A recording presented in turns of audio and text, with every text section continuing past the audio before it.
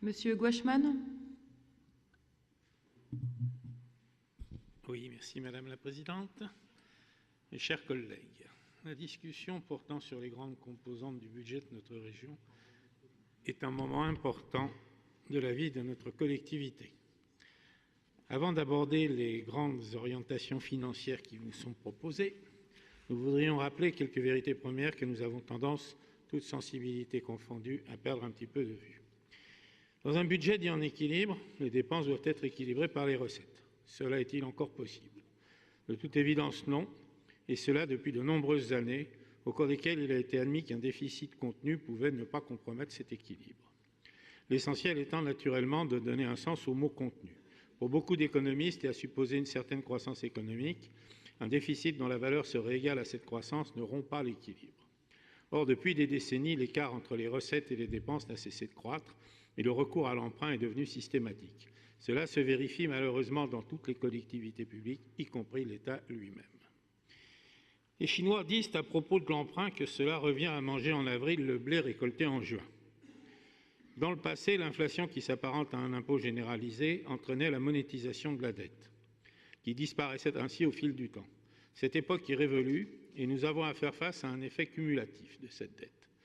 L'État se trouve ainsi contraint par les traités européens de Maastricht 1992 et celui de la règle d'or de 2012 à limiter son déficit budgétaire à moins de 3% d'un PIB qui n'augmente pratiquement plus. La tentation est alors grande d'imposer aux régions de reprendre à leur charge des compétences traditionnellement dévolues à l'État, sans toutefois leur donner le moyen de les financer, tout en leur demandant en même temps de réduire leurs dépenses, ce qui permet de diminuer ainsi en apparence le déficit budgétaire national. Les rédacteurs du projet qui nous est soumis en sont parfaitement conscients, puisque dès la page 2 du document, on peut lire « Le gouvernement place ainsi les régions face à des injonctions paradoxales. Sommées par l'État d'encadrer l'évolution tendancielle de leurs dépenses, elles sont parallèlement responsables d'un nombre croissant de compétences, subissent des hausses imposées de leurs charges et ne peuvent pas compter sur une évolution suffisante de leurs ressources, malgré l'amélioration de la conjoncture économique. » C'est le type même de la mise en double contrainte qui ne laisse aucune porte de sortie. La seule variable d'ajustement est alors le recours massif à l'emprunt. Or, les objectifs déterminés par la majorité pour le mandat en cours sont précisément la limitation de la dette exprimée en capacité de désendettement. En 2016, on pouvait ainsi lire dans le projet de budget, en 2015, la capacité de désendettement s'est encore détériorée pour atteindre 5,5 années. Ainsi, le ratio de désendettement atteint presque désormais le seuil d'alerte de 6 années. C'était page 15 du DOB de l'année passée. Dans le document réactualisé que vous nous avez transmis, nous constatons que notre capacité de désendettement, qui est pour 2017 de l'ordre de 6 années, considérée donc comme une limite, va encore augmenter pour atteindre en 2018 le nombre de 7,5 années et ne commencera à décroître qu'en 2019 pour se stabiliser à 7 années en 2021. Il y a là un véritable problème, et pas uniquement pour notre région, car on peut penser que toutes les autres subissent ces mêmes contraintes. À ce sujet, figuraient l'an passé les capacités de désendettement des régions limitrophes. Nous n'y avons pas eu droit cette année. Les mêmes causes produisant les mêmes effets, le moment est peut-être venu d'envisager de demander un réexamen de la loi de 2015, fixant les modalités de transfert des compétences entre l'État et les régions. Au-delà de ces difficultés sur lesquelles la région a peu de prise, les perspectives de recettes fiscales s'assombrissent également. Les recettes de carte grise, comme la taxe sur les produits énergétiques, risquent de se voir réduites en raison de l'action publique privilégiant l'utilisation de véhicules réputés non polluants. Ils utilisent majoritairement, voire exclusivement, l'énergie électrique. Les propriétaires de ces véhicules bénéficient d'une exonération partielle des droits perçus au niveau des cartes grises et il apparaît difficile de taxer spécifiquement l'électricité utilisée pour recharger les batteries de ces véhicules. Ces postes de recettes représentent actuellement environ 140 millions d'euros, 10% pour la TICPE et 130 millions pour les cartes grises et risquent de s'éteindre progressivement au fil du temps dans les années à venir. Or, toute perte de recettes implique soit une diminution des dépenses, soit une augmentation du stock de dette, déjà qualifié par ce document comme étant à la limite du supportable. Les réductions de dépenses ne sont concevables que sur la part du budget dont nous pouvons disposer, c'est-à-dire celle qui ne nous est pas imposée par les engagements incontournables. Les discussions lors des réunions de la Commission de finances en sont majoritairement l'objet et trouvent souvent une sorte de consensus lors des votes. Pour notre part, nous souhaiterions moins d'actions de communication destinées à promouvoir l'idée européenne dont nous avons du mal à percevoir le projet exact. Ceux qui sont déjà convaincus le resteront et les autres ne le deviendront pas grâce à ce genre d'action. Ne perdons pas de vue que le solde en matière d'échange avec l'Union européenne est négatif d'environ 9 milliards d'euros et qu'à ce prix, celle-ci pourrait prendre à sa charge ce type de dépenses. Mais nous voudrions revenir un instant sur l'augmentation de la dette qui est beaucoup plus préoccupante.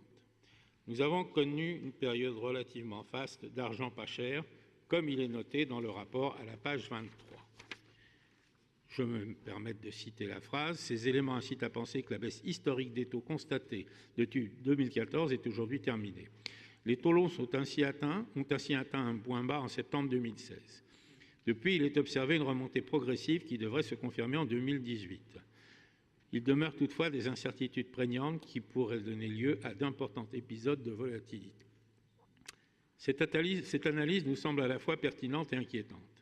La politique suivie par les banques centrales de création monétaire quasiment sans limite a vu comme corollaire la baisse des taux d'intérêt. On peut penser que plus les emprunts sont importants et moins le taux de crédit doit être élevé. Seulement, il faut garder en mémoire que les banques centrales ne peuvent émettre de la monnaie qu'en contrepartie d'une dette. Cette politique de rachat de dette a essentiellement justifié la crainte de la BCE que certaines banques ne puissent satisfaire aux critères de l'accord Bâle III. Cette méthode risque cependant de dangereusement peser sur le bilan de la Banque centrale, qui rachète ainsi des dettes souveraines et ne peut donc se perpétuer, quoi qu'en dise la BCE.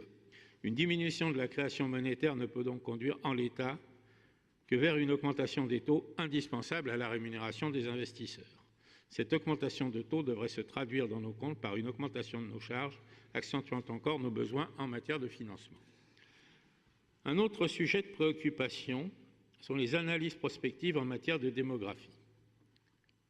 Le graphique publié en page 5 indique que les taux de chômage comparés de l'Allemagne et de la France, ainsi que de l'Union européenne et de la zone euro. On constate que le taux de chômage en Allemagne est inférieur d'environ 4 points à celui de l'Union européenne et de plus de 5 points à celui de la zone euro et de la France. Une remarque s'impose liée à la démographie de l'Allemagne.